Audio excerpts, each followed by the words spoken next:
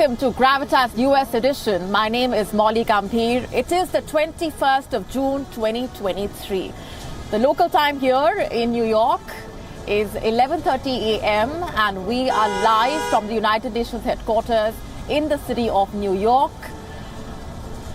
Prime Minister Modi was here just a short while back. He was leading the 9th International Yoga Day celebrations right here at the UN headquarters right behind me. That has been the epicenter of all the action right here in New York as the Indian Prime Minister led the 9th International Day of Yoga celebrations at the UN headquarters. And we are getting you all those updates and more over the next 1 hour, so stay tuned.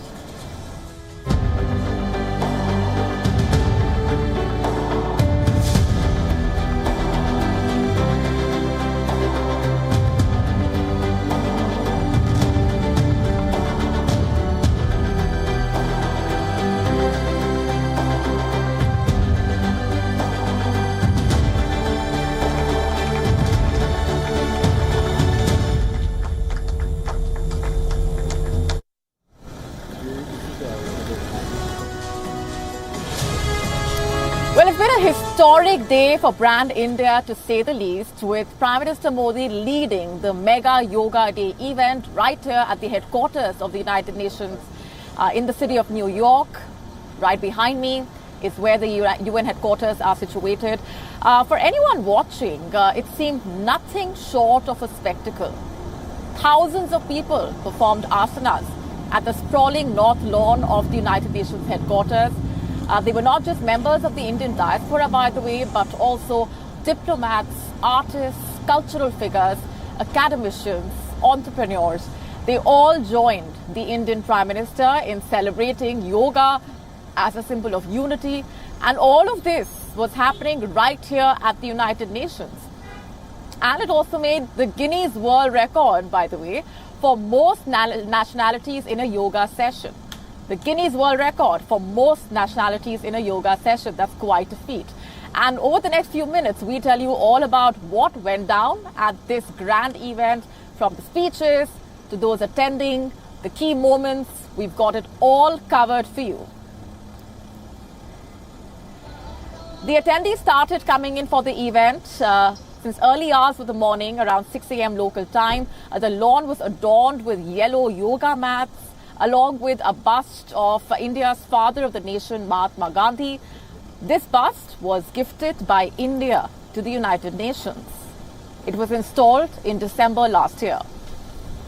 And at around 8:20 a.m. local time, the Prime Minister arrived at the venue. He was accompanied by the UNGA President, Jabbar Qureshi, the Deputy Secretary General of the United Nations, Amina J. Mohammed, the Mayor of New York as well, Eric Adams, and of course India's permanent representative to the United Nations, Ruchira Kamboj. They were greeted with chants of glory to Mother India.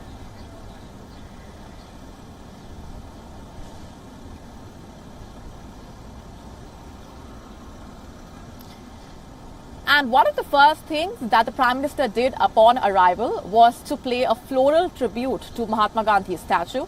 And this was followed by speeches from the dignitaries. The UNGA president called yoga an ethical guide to sustainability. The mayor of New York called yoga a tool to connect the world.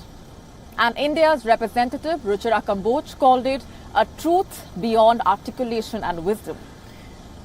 And next, it was the Prime Minister's turn to speak. He delivered a short yet striking address. He called yoga portable, something that can be done anywhere at any given time. He also called yoga universal, something that can be done irrespective of your faith. And he called yoga a practice free from patents, copyright and royalty. You have to listen to this. Yoga comes from India, and it is a very old tradition. But like all ancient Indian tradition, yoga is free from copyright, free from patents. Yoga is portable. You can do it at home or at work or in transit. yoga unifying. It is for everyone, for all ethnicities, for all faiths, and for all cultures. Yoga is truly universal.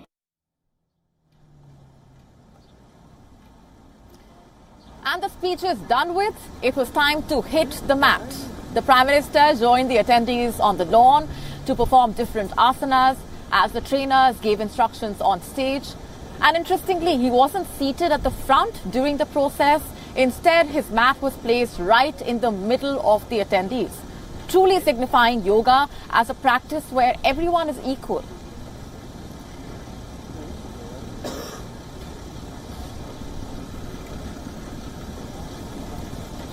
So who all performed yoga with the Indian Prime Minister? Well, there was Richard Gere, the famous Hollywood actor and an advocate for human rights in Tibet.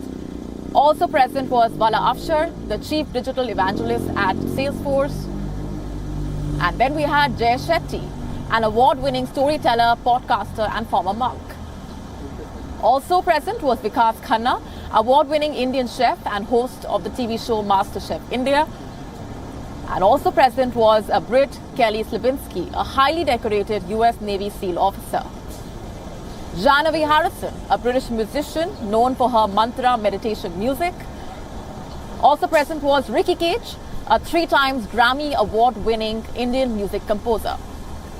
And Falguni Shah, an American singer whose music blends in ancient classical Indian melodies with contemporary Western sounds. And these were just a few of the big names from the many esteemed attendees. And there were many others, many more celebrities, academicians. Overall, this event was attended by people from over 180 nations and territories, 180. And this is another feat in itself. In fact, a world record and a spectacular moment of pride for India. This ancient practice, which originated thousands of years ago in northern India, was celebrated as a symbol of oneness at the biggest international forum in the world, and the credit for that going to Prime Minister Narendra Modi and his efforts to put yoga on the global map.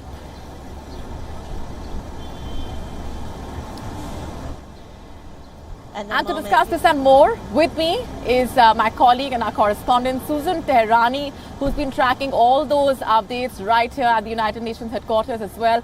Hi, Susan. What a grand occasion this has been, seeing the participation of eminent personalities from over 180 nations and a Guinness World Record that has been made right here with the most nationalities, people participating at that event, which in itself is an incredible feat. And just the enthusiasm that we've seen, we've been speaking to a number of attendees as well. Give us a sense of what it was like for them to participate in this event.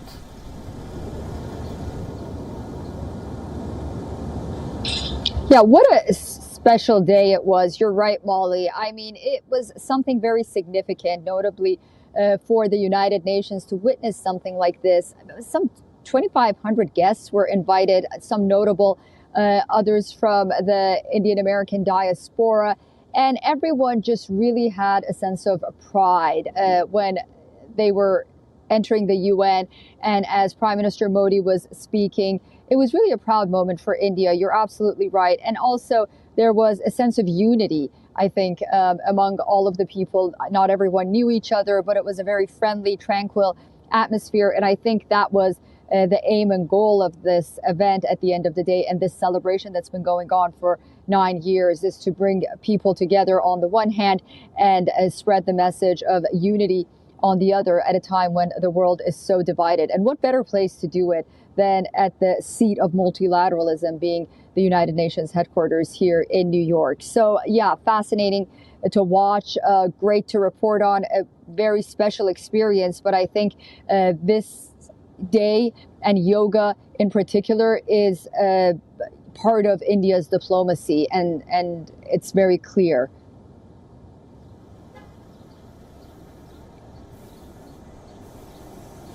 Indeed, and India's soft power on full display. And as the Indian Prime Minister put it, yoga as a way of life has been the message that's been sent out from this event. Thanks very much, Susan, for getting us those updates. And people around the world have been celebrating Yoga Day. It's not just this celebration. This is just a sample of the way in which this grand event, this grand day has been marked and observed around the world. But have you ever wondered how this day came about? Why is it observed on the 21st of June? Well, on the 27th of September in the year 2014, Indian Prime Minister Narendra Modi addressed the United Nations General Assembly, and that is when he pitched the idea of a dedicated Yoga Day. He said, and I'm quoting, "For us in India, respect for nature is an integral part of spiritualism. We treat nature's bounties as sacred. Yoga is an invaluable gift of our ancient tradition. Let us work towards adopting an International Yoga Day." And Prime Minister Modi specifically suggested 21st of June as it is the longest day of the year in the Northern Hemisphere and shares a lot of significance in many parts of the world. And just a few months later, some 177 United Nations decided to observe International Yoga Day on the 21st of June. The first one was celebrated in 2015. Its theme was Yoga for Harmony and Peace. It was a rare sight in New Delhi's Rajpath, which is now known as Kartavya Path. And after giving out a brief inaugural speech, Prime Minister Modi descended from a huge stage in front of the Rashtrapati Bhavan. He took off his glasses and shoes and took his place before a sea of school children and others. Mats were neatly arranged in a checkerboard as far as one could see. And the Indian leader performed yoga for 35 minutes. And with him was an army of 35,985 participants from 84 different nationalities, all twisting and bending in unison, performing different asanas. The first Yoga Day was such a huge success that it ended up setting 2 Guinness World Records. One for so many people participating yoga at a single venue, and the other for most nationalities participating in a yoga event. And in the coming years, the themes kept changing, so did the venues, but one thing that remained constant was the people's excitement and their participation in large numbers. In the year 2016, the theme was Yoga for the Achievement of the Sustainable Development Goals. And Prime Minister Modi led a mass yoga demonstration in Chandigarh. More than 30,000 people participated, but the highlight was 150 differently abled people performing yoga. And then in 2017, the theme was Yoga for Health. Over 51,000 yoga enthusiasts participated with the Prime Minister in Lucknow. In the year 2018, it was Yoga for Peace. Again, 50,000 people volunteered in the beautiful city of Dehradun. And then in 2019, the theme was Yoga for Heart. In Ranchi, Prime Minister Modi led a crowd of over 40,000 people. And then came the year of the pandemic, 2020. The theme of Yoga Day evolved accordingly. It was yoga at home and yoga with family. Millions of people in India and around the world participated digitally. In 2021, the pandemic was still around, but that did not hinder the spirits of the Indians. They still performed yoga at their homes or out in the open, maintaining social distance, marking the theme of Yoga for Wellness. And then last year, International Yoga Day was celebrated in the South Indian city of Mysuru. 15,000 people participated along with Prime Minister Modi, and the theme was Yoga for Humanity. The day also saw the colors of Azadi Ka Amrit Mahotsav. Mass yoga demonstrations were organized at 75 iconic locations across the country. This was under the leadership of 75 union ministers. And this year, the celebrations reached the United Nations headquarters.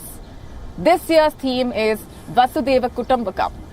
It is a Sanskrit phrase which translates to the world is one family, and that is the message that has gone out through this event as well. It rang true when people from around 180 countries performed yoga with the Indian Prime Minister.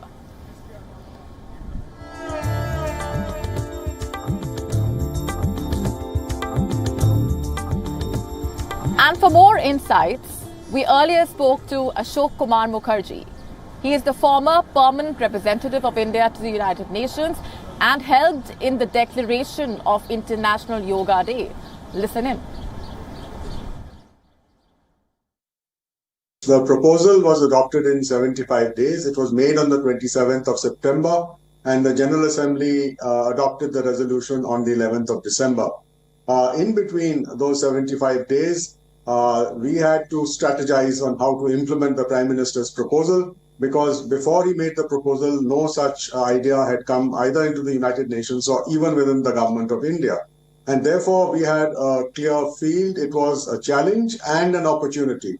What we did was to use the opportunity for two things. One was to locate the proposal inside an existing process in the United Nations, which was the negotiation of the Sustainable Development Goals. And we put the proposal under the goal of global health, which today is a Sustainable Development Goal of Agenda 2030. The second thing that we had to do was to network to get the proposal adopted. It required a majority, which meant 97 countries had to agree out of the 193-member General Assembly.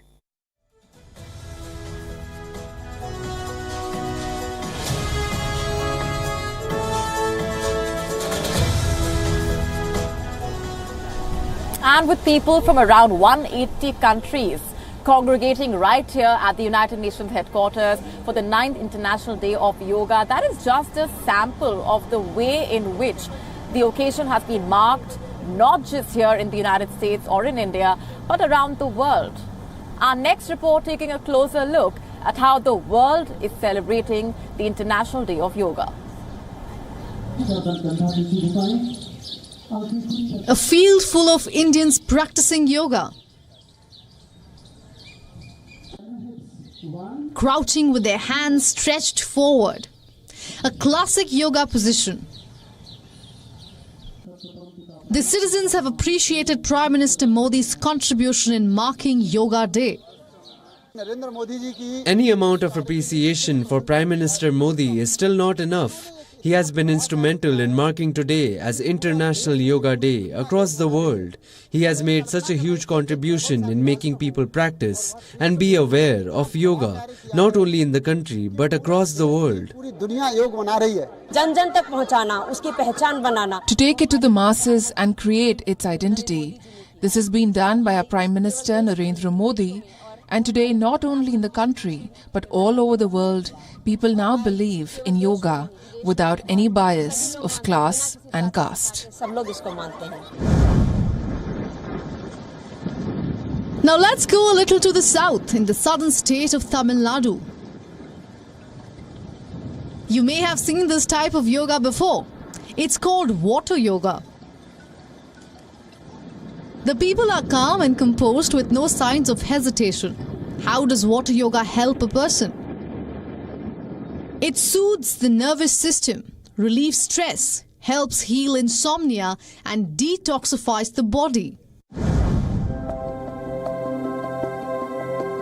In UAE, people are doing yoga in a vibrant indoor space. What makes this unique is that the event is inside an art museum.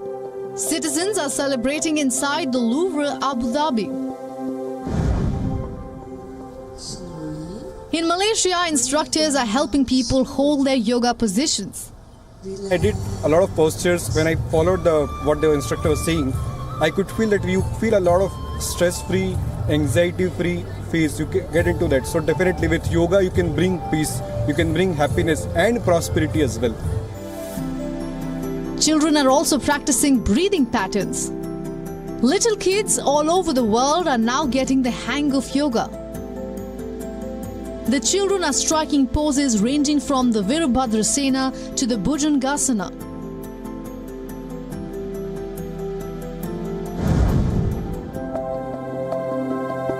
The Indian Army was seen stretching their limbs to the sky in Sikkim. The men wore their layered outfits in the bone-chilling temperatures, then synchronized their movements as the national flag waved behind them. The Indian Army celebrated Yoga Day in 106 places along the Indian border. This celebration stretched from Ladakh and Siachen to the tip of Kanyakumari. The Indian Navy, which is known as the ambassador for yoga across the seas, is also spreading the message through the Ocean Ring of Yoga. Now, what is the Ocean Ring of Yoga? It's an initiative where Navy ships visit friendly foreign nations and spread the message of Vasudhaiva Kutumbakam, which translates roughly to the world is one family. This is also the theme of this year's International Yoga Day. This year, the Indian Navy will visit countries like Russia, United States, Egypt, Indonesia, Kenya, Morocco, Sri Lanka, Thailand and Oman. India's Defence Minister Rajnath Singh was present on INS Vikrant, an Indian aircraft carrier practicing yoga with Navy personnel. This year, Yoga Day was marked in India's research stations in the Arctic and the Antarctic regions as well. Bureau Report, WION, World is One.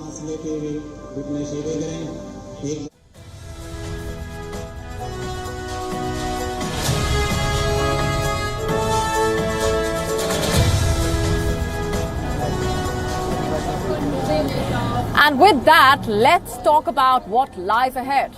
All eyes are on Washington, D.C., and as I speak, the Prime Minister will be heading to the U.S. Capitol for official engagements with the U.S. administration officials, business leaders, and business delegates. The Washington leg of the Indian Prime Minister's tour will start with the INDUS-X conference, a conference which is aimed at accelerating US-India defense co-development and co-production, along with fortifying their strategic partnership. Now, this summit will be taking place at the historic US Chamber of Commerce headquarters in Washington, D.C. Who is organizing it is the immediate question that arises. This is a joint venture between the US Department of Defense, India's Ministry of Defense, the US-India Business Council, or USIBC, and the US Chamber of Commerce. What are the goals of this conference? There are 5 major ones. First of all, moving towards the goals established in the US-India roadmap for defense industrial cooperation. And number 2, capitalizing on the tech releasability outcomes that the defense industry anticipates from the US-India Initiative on Critical and Emerging Technology, or ICET, which is another crucial aspect of this visit. Number 3, exploring joint opportunities in high-tech defense innovation, research and development. Number 4, strengthening bilateral trade relationships and defense establishment linkages. Number 5, enhancing connectivity between American and Indian defense startups in order to encourage greater collaboration in defense technology overall.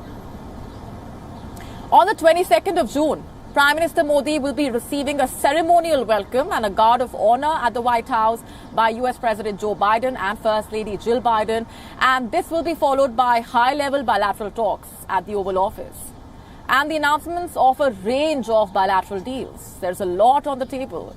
Post that, the Indian Prime Minister will be addressing a joint session of the US Congress. Remember, he has been invited to do so by the US congressional leaders, and this includes the Speaker of the House of Representatives, Kevin McCarthy, and the Speaker of the US Senate, Charles Schumer. Remember, it was in 2016 when he delivered his first address to the US Congress. And this will be his second. And that, by the way, is a feat that is unprecedented for an Indian leader. No Indian Prime Minister has addressed the US Congress twice. In fact, why just Indian Prime Ministers?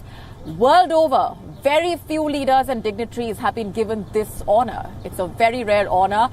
This includes the likes of Winston Churchill and Nelson Mandela. So Prime Minister Modi's address will put him in the same league as them. And the day will conclude with a state dinner in the Indian Prime Minister's honor. For the first time, the Indian diaspora is expected to attend the event in large numbers. So this will be what the Washington leg of the Indian Prime Minister's trip here to the United States will be looking like. This is what his engagements will be over the next 48 hours. And we will be keeping you updated on all of those developments. They all highlight the growing importance that the US is giving to strategic ties with India And why would it not, after all? The two countries have a shared interest in maintaining a prosperous Indo-Pacific region and also countering China's hegemony in the region. So naturally, the United States is supporting India's emergence as a leading global power and a vital partner in efforts to safeguard the Indo-Pacific as a region of peace and stability.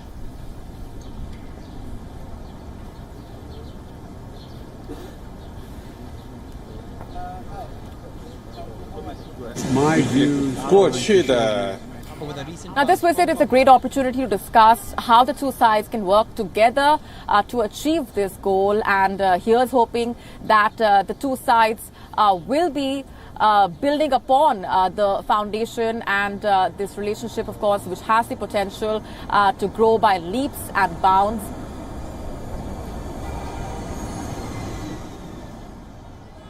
At this moment, joining me live on the broadcast is Jessica Stone, who has been tracking all those developments and giving us a sense of how significant the Indian Prime Minister's maiden state visit to the United States really is.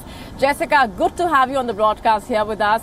If you can just give us a sense of why this visit is so important for the United States and the significance that it is already attaching to collaborating with India and the opportunities that lie ahead.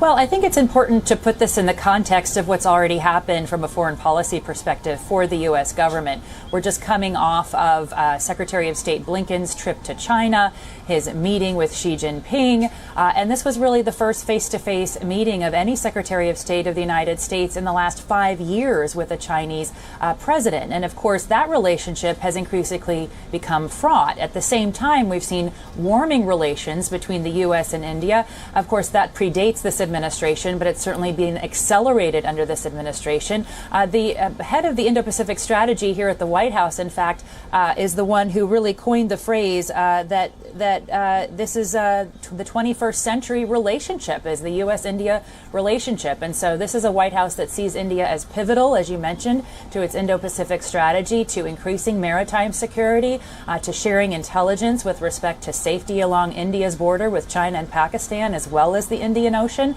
and in overall partnering more closely on security initiatives throughout the Indo-Pacific.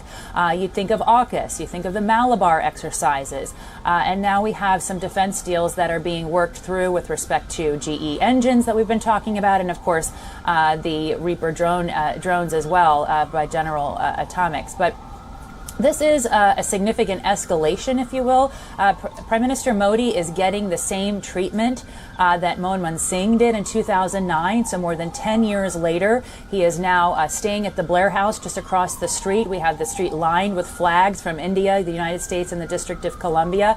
This is about as much pomp and circumstance as the United States can extend toward a foreign leader. We are later today preparing for his arrival on the South Portico of the White House. So you'll have that imagery of the arrival of Prime Minister Modi coming in his vehicles, being greeted, hopefully without too much rain, by President Biden and by First Lady Jill Biden. And then they'll be going to a private dinner later this evening. And that will predate a huge day tomorrow on Thursday here in the nation's capital that will involve bilateral meetings, many business meetings, and of course the address to the joint meeting of Congress by Prime Minister Modi around 4 p.m. local time on Thursday. Then he comes back here for a state banquet where, as you mentioned, there's a lot of Indian Americans and famous Indians being invited. President Biden recently quipped to Prime Minister Modi that this was the hottest ticket in town. So we're just hearing a lot of exuberance on the part of American officials. That said, I think many analysts have certainly been telling me that they want to temper some expectations. Remember that this relationship is continuing to build, whether or not we get huge announcements during this visit. So that will be something to watch for. How far do these deals, do these deliverables go during this visit? And how much stronger does the relationship relationship become? Because we'll see after this certainly the execution of these agreements, and then going forward to President Biden's visit to India for the G20 later this year. So there is a trajectory for them to continue building, and we certainly do have time to watch these deals come to fruition. The defense deals have to pass Congress. They have to pass other hurdles inside India as well. And then, of course, the technology deals that these two countries have been negotiating for some time now. We know that Elon Musk, the head of Twitter, met with the Prime Minister yesterday and is interested in manufacturing EVs in India as well as batteries. So what kinds of incentives can these two countries offer each other to improve their connections along the supply chain and improve supply chain resilience throughout the world?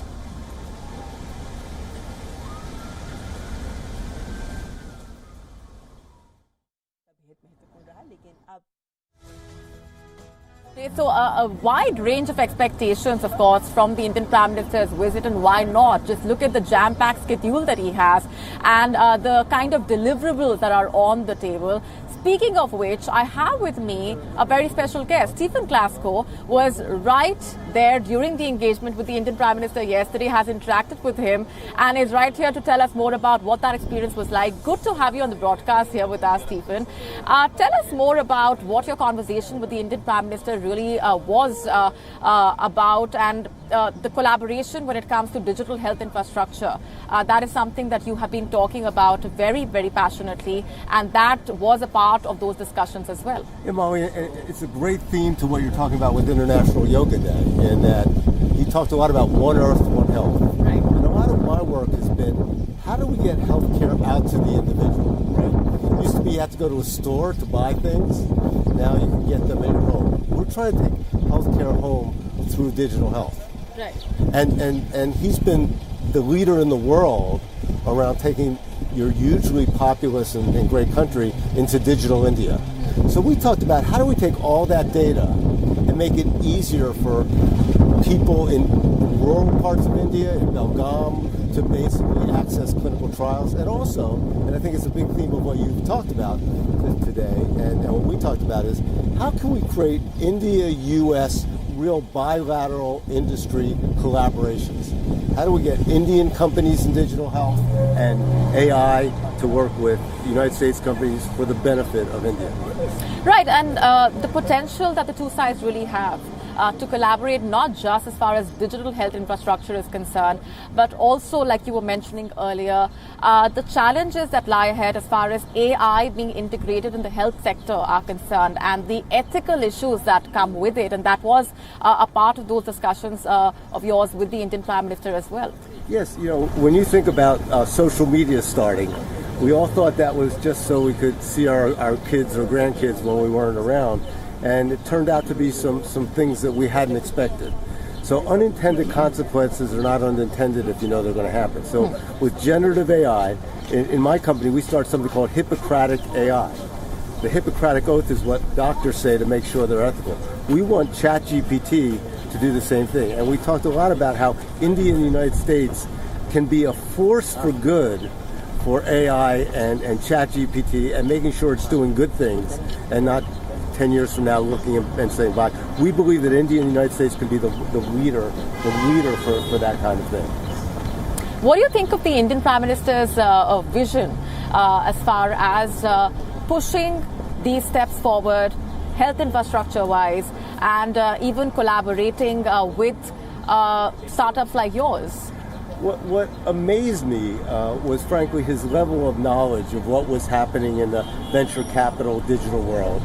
And what equally amazed me, and I've read some of his books, so it wasn't that surprising, but he really asked me about getting down to the individual, you know, to how do we start to narrow the gaps between the underserved people in India and the folks that have access to these things.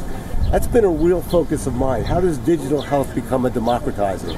It was just so exciting to see a world leader, one of the country's most populous countries, really care at that level. Right, and also with the Indian Prime Minister, was this the first time you were interacting with him in person? And tell us more about who else were a part of those discussions.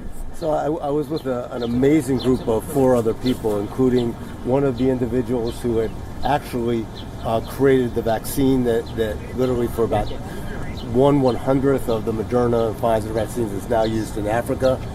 We had one of the individuals that's leading Verily, the Google company, and now at Harvard Business Review.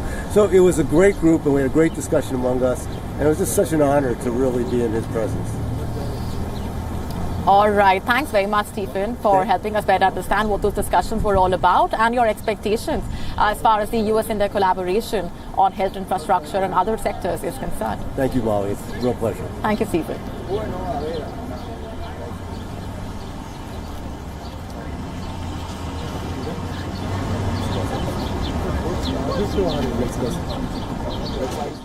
और इन मायनों में ये दिन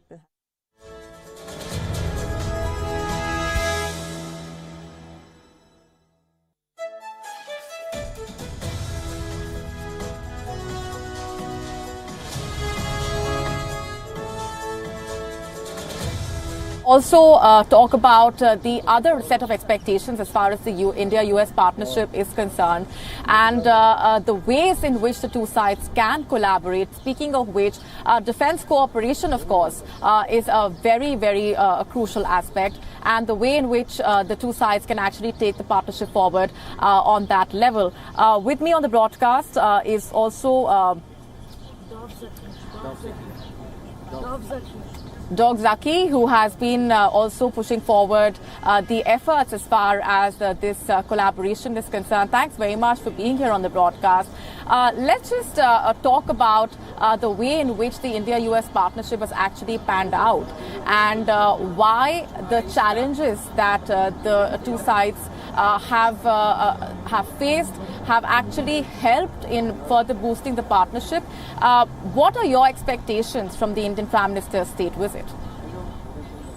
Well, you're right. There have been challenges, and I think that the collaboration really could overcome them. And let me deal with one in specifics. And that is, at our end, we have had a lot of trouble incorporating commercial technologies into a military form for use on the battlefield. There's a phrase even called the Valley of Death, which defines how difficult it's been. Well, we are going to be working. There's the Chambers of Commerce is going to have a thing called Indus X, which plans to have about $5 billion in defense exports to help. That is India's goal.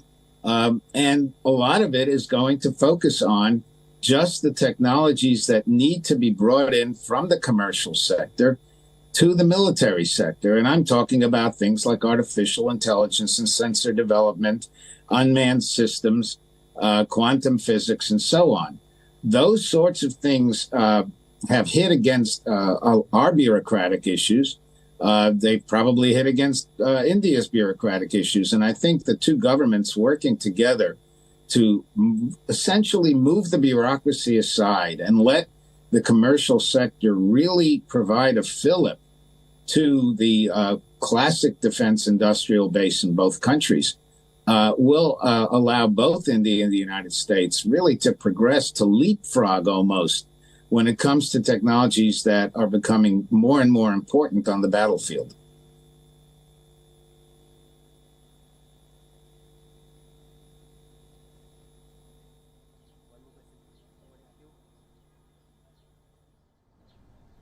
Right, let's just talk about why the sharing of technology as far as the lifting of barriers is concerned is a very crucial aspect as well. And with that, ISET has been talked about as the overarching theme as well, the GE deal, the buying of American drones. These are just some of the elements as far as the defense announcements on the cards are concerned. Why is it so important for India and the US to actually take their strategic partnership forward in that level, and why America wants India's support when it comes to countering China? Well, the first half of your question is quite straightforward to be answered, which is it's in both America and India's interest to pool the capabilities they have in order to bring both military structures as far ahead in the 21st century as possible. And that leads me to the second part, which is China. We know very well, and the Foreign Minister Jaishankar has written a book about it and has spoken about it. India wants to be its own pole. It doesn't want to be subordinate to anybody. And that's totally understandable for a country as large and as important, both economically, politically, militarily, and in so many other ways as India is. At the same time, both countries, while hoping that we shouldn't have a clash with China, and of course India has had some of those, are wanting to be sure that they both, for their own reasons, have powerful military deterrence. And in that regard, the ability for India to acquire top-level American capabilities and for India and the United States to share the technologies to the extent possible achieves the objectives of both countries. Even though they're not entirely identical, they're certainly parallel.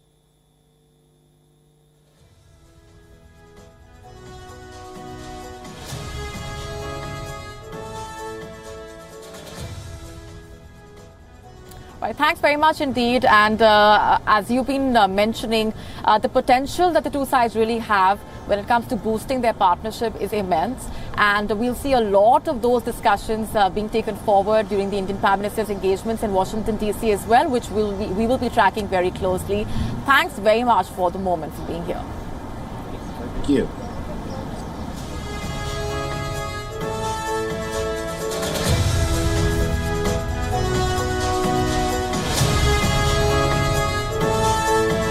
President Joe Biden's son, Hunter Biden, has agreed to plead guilty for not one but two charges. And that is the other focus as far as the developments around the world are concerned. Let's just shift our focus away from the Indian Prime Minister's visit here for a few minutes. The case, of course, talks about willfully failing to pay income taxes and another for illegally possessing a firearm. Let's just first talk about the unpaid taxes. Hunter Biden did not clear his dues on two instances, one in 2017 and then again in 2018. And he owed more than $100,000 each year. But just to be clear, he did pay the taxes in 2021 after being investigated. About the firearm possession, Hunter Biden violated a law that prohibits drug addicts from owning a gun. And now Hunter Biden's history of substance abuse is not a secret. He has, in fact, publicly detailed his struggles with alcohol and crack cocaine. Explicit photos of him on drugs have circulated on the internet for years now. And despite that, he stated on a handgun application in 2018 that he was not using drugs. Prosecutors alleged that this was a lie. Hunter Biden has pleaded guilty. And in response to this, the White House has issued a brief statement through the spokesperson, A.N. Sams. He said, and I'm quoting, "The President and First Lady love their son and support him. As he continues to rebuild his life, we will have no further comment." Now, the question that arises is, what will be the political implications here? He will likely avoid any jail time, but not the direct attacks from the Republicans. Almost immediately after the charges were announced, numerous Republican lawmakers, also right-wing commentators, criticized the Justice Department. They are calling for harsher punishment for Joe Biden's son. And former President Donald Trump took to his Truth Social network, saying that the plea deal was the work of corrupt Biden DOJ and a traffic ticket. Of course, Trump is riled up because he could not evade getting arrested himself. You see, the Republicans have long attempted to use Hunter Biden as a counterpoint for criminal investigations against Trump. They have time and again claimed that the Biden administration is covering up the crimes of the president's son. And their arguments may have legs. Hunter Biden's corruption scandal, after all, was hushed up before the 2020 election, and the media had a role to play.